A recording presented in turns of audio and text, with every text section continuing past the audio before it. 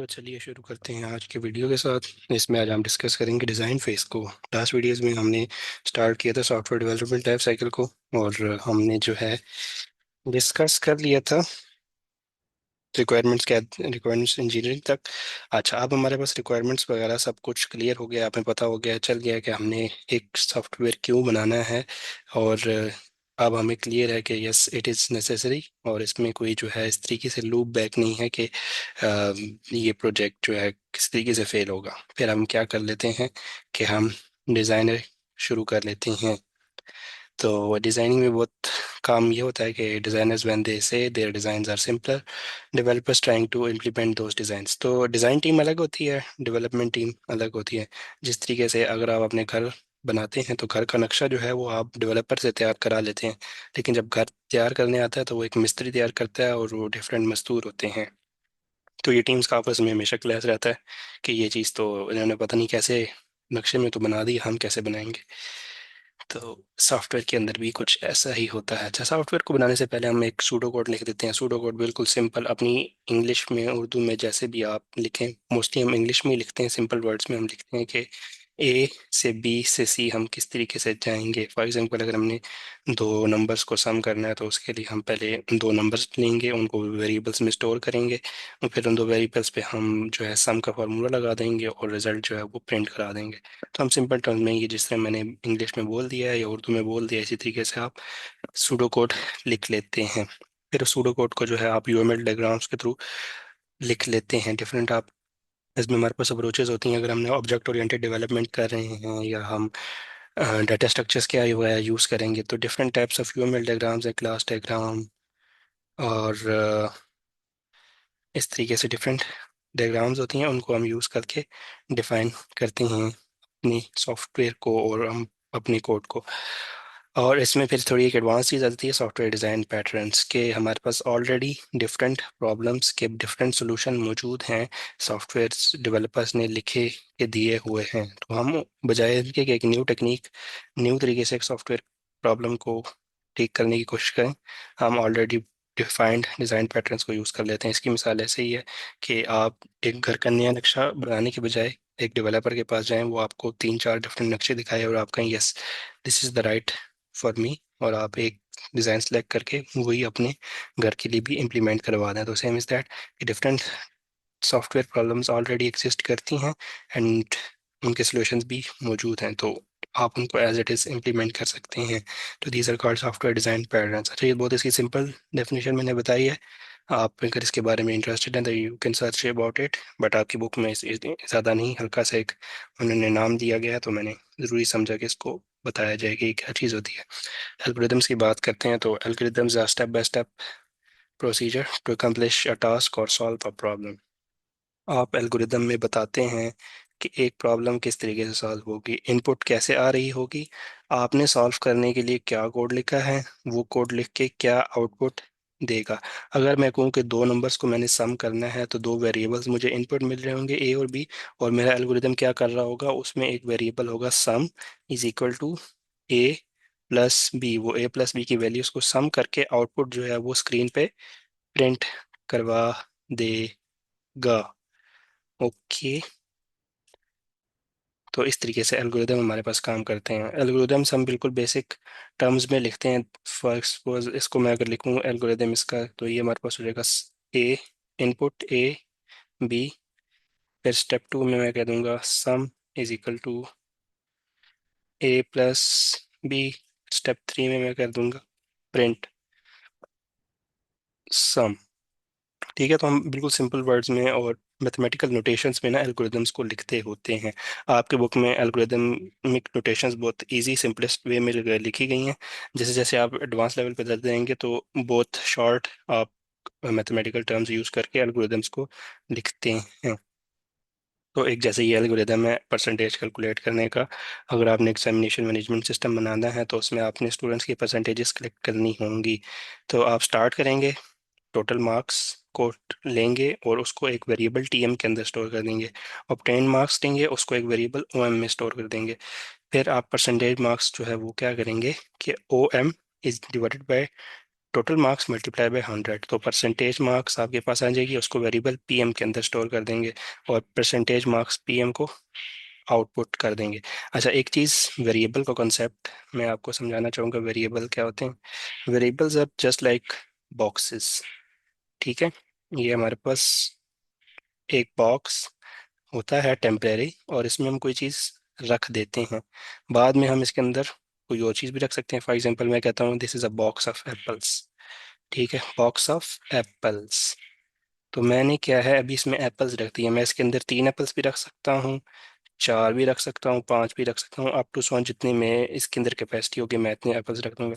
फिर मैं कहता हूँ नहीं, ये बॉक्स ऑफ एप्पल्स नहीं है, ये बॉक्स ऑफ ऑरेंजेस है। एप्पल्स निकाल के मैं इसके अंदर ऑरेंज डाल देता हूँ, तो ये ऑरेंजेस इसमें आ जाएंगे। तो वेरिएबल्स हमारे पास टेम्परेली वैल्यू स्टोर करते हैं। अब देखें, हम यहाँ पे ना एक हार्ड कोड करके नहीं लिखेंगे, हमने हर बारी जो है टोटल मार्क्स हमें डिफरेंट मिलेंगे, ऑब्टेन मार्क्स डिफरेंट मिलेंगे, परसेंटेज जो है वो पीएम डिफरेंट होगी। तो हम क्या करते हैं, बजाय इसके कि हम सिंपली यहाँ पे जो एक पर कैलकुलेट करने के लिए सिंपल टर्म्स लिखते हैं, हम क्या करते हैं, एक वेरिएबल डिफाइन कर देते हैं जस्ट लाइक ए कंटेनर। उसमें हम थोड़ी देर के लिए चीज़ें रख लेते हैं, उसको एवेल्यूशन मतलब यूजेज करने के बाद हम जो है वापस उसको रिस्टोर कर देते हैं। ठीक है, इट्स जस्ट लाइक दैट कि अगर आपने कोई खाना पकाना है तो आप सारे इंग्रेडिएंट्स लाएंगे, उनको एक छोटे छोटे कंटेनर्स में या प्लास्टिक्स के डिशेस के अंदर आप रख लेते हैं। टमाटर काट के अलग से एक प्लेट में रख लिए, प्याज काट के अलग से रख लिए, ऑयल एक अलग थोड़ा सा लेके रख लिया, सारे इंग्रेडिएंट्स इकट्ठे करके रख लिए। फिर आपने मेन जो कढ़ाई है उसमें पकाना शुरू किया, सारे इंग्रेडिएंट्स यूज़ हो गए। जो छोटे छोटे डिफरेंट डिशेस और प्लेट्स थी उनको आपने फिर धो के वापस रख दिया। तो जो डिशेस और प्लेट्स थी जिनमें आपने टेम्परेली जो फूड आइटम्स को स्टोर किया, मसालों को स्टोर किया, दे आर द वेरिएबल्स। ठीक है, आई गेस आपको वेरिएबल्स का समझ आ गई है होगी इस एनालॉजी से, और एल्गोरिदम्स के बारे में आइडिया हो गया होगा। अब हमने एल्गोरिदम अगर लिख लिया है तो हम उसमें फ्लो डिज़ाइन करते हैं, फ्लो चार्ट, ये किस तरीके से इनपुट्स हमारे पास आएंगी और प्रोसेसिंग कैसे हो रही होगी। तो फ्लो चार्ट में हमारे पास ना सिंपल ऐसे होता है कि फॉर एग्जांपल अगर हमने टोटल मार्क्स का एल्गोरिदम का फ्लो चार्ट लिखना है तो सबसे पहले हम ओवल शेप से जो है ना स्टार्ट और स्टॉप को डिफाइन करते हैं। जब ओवल बना होगा तो हमें पता है कि ये स्टार्ट हो रही है, और जब ओवल बना होगा तो हमें पता होगा कि यहाँ पे प्रोग्राम एंड हो रहा है। फिर हम जब इनपुट लेते हैं तो वो हम इसमें इसको हम कहते हैं, और पैरेललोग्राम कहते हैं, या गेस ट्रेपीजियम कहते हैं, आई डोंट नो, मुझे भी नाम एग्जैक्टली नहीं आ रहा। तो ये रेक्टेंगल का भाई है लेकिन थोड़ा सा डायगनल में है। आई गेस ट्रेपीजियम कहते हैं या पैरेललोग्राम तो कह ही सकते हैं क्योंकि डिफरेंट इसकी साइड्स हैं। तो इसको हम इनपुट और आउटपुट को डिनोट करते हैं, और प्रोसेसिंग के लिए हम रेक्टेंगल को यूज़ करते हैं। तो जब हम टोटल मार्क्स और ऑब्टेन मार्क्स की इनपुट ले रहे हैं तो ये हमारे पास इनपुट है। फिर हम इसके ऊपर प्रोसेसिंग करेंगे, P M is equal to O M divide by T M multiply by 100। ठीक है, obtain marks multiply by total marks multiply by 100 will give us the percentage. उसको हम पी एम के अंदर स्टोर कर लेंगे, और फिर हम उसको प्रिंट कर देंगे आउटपुट की शक्ल में, print percentage marks on the screen. तो ये सिंबल्स होते हैं स्टार्ट एंड के लिए। एरोस डिफाइन करते हैं कि किस तरीके से हमारा फ्लो जा रहा है। ये देखें, डिफरेंट एरोस से बता रहे हैं कि आपका फ्लो किस तरीके से जा रहा है। इनपुट आउटपुट के लिए पैरेललोग्राम यूज़ होता है। प्रोसेस के लिए मतलब कोई प्रोसेसिंग हो रही है तो उसके लिए ये होता है, कोई डिसीजन हो रहा है, इफ़ एल्स की स्टेटमेंट यूज़ हो रही होती है तो हम डायमंड को यूज़ करते हैं। तो हम एक फ्लो चार्ट बना लेते हैं, हम सिंपल करते हैं स्टार्ट, बहुत ही बेसिक सा, इनपुट आ गई, फिर सॉरी स्टार्ट कर दिया, अब इनपुट आएगी। इनपुट आ गई, हमने कहा दो वेरिएबल्स ले लो, ए बी। फिर हमने कहा इन पे प्रोसेसिंग कर दो, sum is equal to a plus b कर दो। फिर हमने कहा कि अब तुमने सम कैलकुलेट कर दिया, इसको प्रिंट कर दो स्क्रीन पे। आपने प्रिंट कर दिया सम को स्क्रीन पे, और उसके बाद आपने इसको जो है एंड कर दिया। ठीक है, तो इस तरीके से आप बनाते हैं फ्लो चार्ट्स। तो ये एल्गोरिदम फ्लो चार्ट्स, और सूडो कोड तो नहीं, सूडो कोड आपके बुक में नहीं है, एल्गोरिदम्स और फ्लो चार्ट। तो ये आपको एग्जाम में आ सकते हैं बनाने के लिए, इट्स अ लॉन्ग क्वेश्चन, तो इसको आपने अच्छे से प्रैक्टिस करनी है। अच्छा, ये चीज़ें हो गई। तो अब हमारे पास मेन चीज़ आ जाती है कि हम जो है वो कोडिंग शुरू कर देते हैं, डेवलपमेंट शुरू कर देते हैं। लाइक अगर आप घर अपना कंस्ट्रक्शन कर रहे हैं तो सब कुछ आपके पास हो गया है, अब सारा मटेरियल पहुंच चुका है कंस्ट्रक्शन साइट पे, और मजदूरों ने जो है वो बुनियाद डालना शुरू की, और उसके ऊपर कंस्ट्रक्शन जो है वो काम स्टार्ट हो गई। तो अब जो है डेवलपर्स के पास सारी चीज़ें क्लियर हो गई हैं कि किस तरीके से आपका सॉफ्टवेयर बनना है, तो वो कोड लिखना शुरू कर देते हैं।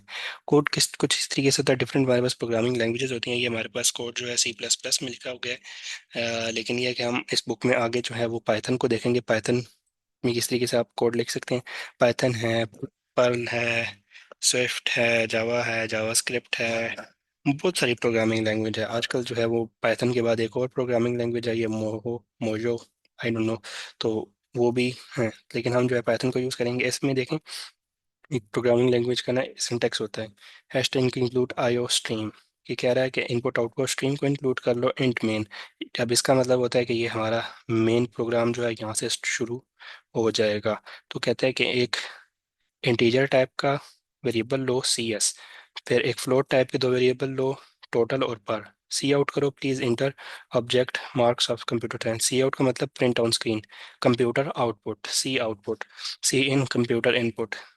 फिर अब वो इनपुट लेगा, पहले ये प्रिंट कराएगा स्क्रीन पे, ये स्क्रीन पे विजिबल होगा, वो कंप्यूटर को वो इनपुट लेगा कि CS में कोई वैल्यूज दो।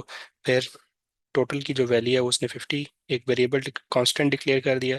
फिर उसने कहा कि percentage is equal to per is equal to CS divided by total multiply by 100। तो परसेंटेज कैलकुलेट हो जाएगी, और सी आउट करके आउटपुट कर दिया उसने टोटल मार्क्स और परसेंटेज मार्क्स।